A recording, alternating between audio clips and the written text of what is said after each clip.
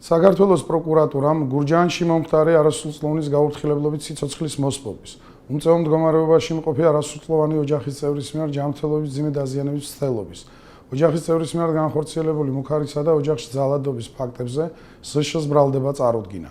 შინაგან საქმეთა სამინისტროს მიერ ჩატარებული გამოძიების საწყის ეტაპზე დადგინდა, რომ 9 მარტს ნაცვლად მდგომარეობაში მყოფმა ზშ-მ ურთიერთშელაპარაკებისას არასრულწლოვანი შვილის თანდასწრებით მეუღლეზე ფიზიკურად იძალადა და ნაჯახის გამოყენებით სიცოცხლის მოსპობით დაემუქრა.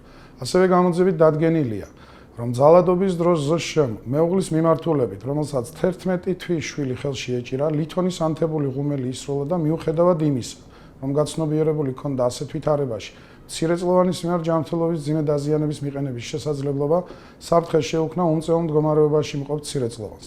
დანაშაულის ჩადენის დროს ზშ-მ სცადა მეუღლისთვის ძალადობრივად ბავშვის წართმევა. განხორციელებულმა ძალადობამ და შედეგისადმი გულგრილმა დამოკიდებულებამ 11 თვის ბავშვის გარდაცვალება გამოიწვია. სამართალდამცველებმა ზშ 9 მარტს დააკავეს.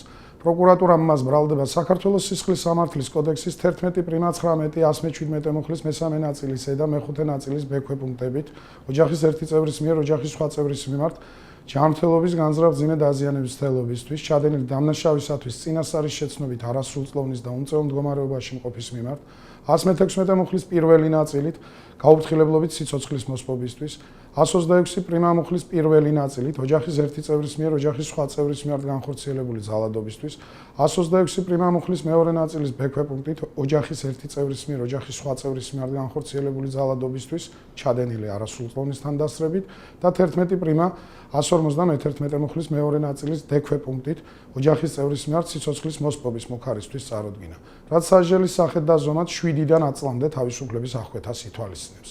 ბრალდების ხარის შუამდგომლობის საფუძველზე ბრალდებულს აღკვეთის ღონისძიების სახით შეეფარდა პატიმრობა. სისხლის სამართლის საქმეზე გამოძიება გრძელდება. გამოძიების ფარგლებში მაქსიმალურად სწრაფად და ეფექტიანად ჩატარდება ყველა საგამოძიებო მოქმედება. ასევე ბავშვის გარდაცვალებასთან დაკავშირებით დანიშნულია სასამართლო სამედიცინო ექსპერტიზა, რომლის დასკვნის და სხვა მტკიცებულებების ერთობლივი ანალიზიდან გამომდინარე, საქმეზე ბავშვის გარდაცვალების ნაწილში შესაძლებელია დაზუსტდეს ბრალდებულის ქმედების საბოლოო კვალიფიკაცია.